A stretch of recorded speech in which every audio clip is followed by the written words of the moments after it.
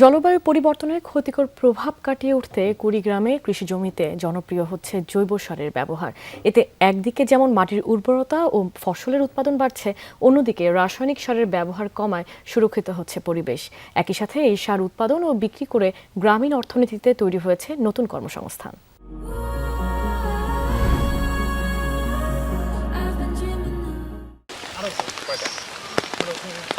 কুড়িগ্রামের রাজারহাট উপজেলার ছিনাই ইউনিয়ন। এখানকার কৃষক দম্পতি মিনতি রানী ও কানাই চন্দ্র এখন ব্যস্ত সময় পার করছেন পরিবেশ বান্ধব ট্রাইকোডার্মা মিশ্রিত জৈব সার তৈরিতে। নিজেদের জমিতে ব্যবহারের পাশাপাশি এই সার বিক্রি হচ্ছে বাণিজ্যিকভাবেও। আমরা যে জৈব সারটা উৎপাদন করি ওটা মনে করেন বছরে ৮,০০০ থেকে ১০,০০০ কেজি উৎপাদন হয়। আমরা নিজেরাও জমিতে ব্যবহার করি, আবার অন্য কৃষকরাও এইখান থেকে ৮ টাকা ১০ থেকে ১৫ টাকার দরে কিনে নেয়। RDRS এর সহযোগিতায় ধরলা জৈব সার উৎপাদন করতেছি। আমার এবছর উৎপাদন হয়েছে ১২০ মেট্রিক টন।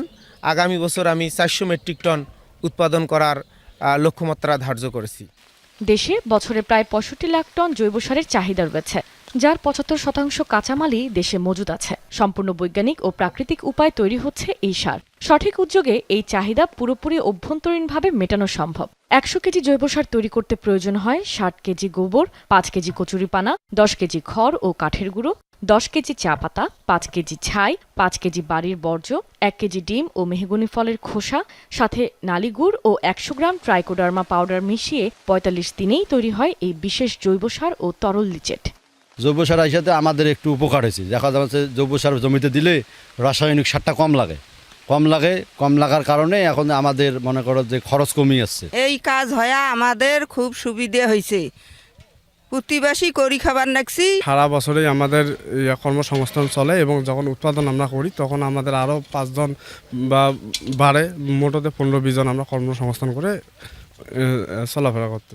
এই সার মাটির ক্ষতিকর ব্যাকটেরিয়া ও ছত্রাকজনিত রোগ প্রতিরোধ করে। বিশেষ করে মূল পচা ও ঢলে পড়া রোগ দূর করতে এটি দারুণ কার্যকরী।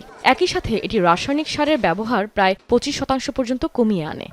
কুড়িগ্রাম অঞ্চলে রাসায়নিক সার এবং কীটনাশকের ব্যবহার কমিয়ে আনার লক্ষ্যে PKSF এর আর্থিক এবং কারিগরি সহায়তায় RDRS এর পক্ষ থেকে ৫ জন ট্রাইকো কম্পোস্ট সার উৎপাদনকারী উদ্যোক্তা তৈরি করছি, যারা বছরে প্রায় ৩৫ থেকে ৪০,০০০ কেজি ট্রাইকো কম্পোস্ট সার উৎপাদন করছে। কেবল কুড়িগ্রামই নয়, গাইবান্ধা, রংপুর ও লালমনিরহাটের কৃষকদের মাঝেও দিন দিন জনপ্রিয় হচ্ছে এই সার। নিজেদের চাহিদা মিটিয়ে উদ্যোক্তারা তা বাজারে বিক্রি করে আয় করছেন লাখ লাখ টাকা।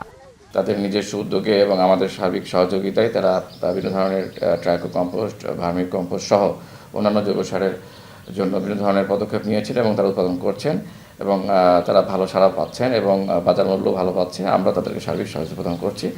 সংশ্লিষ্টরা বলছেন জৈব সারের ব্যবহার জীববৈচিত্র্য রক্ষায় ভূমিকা রাখছে।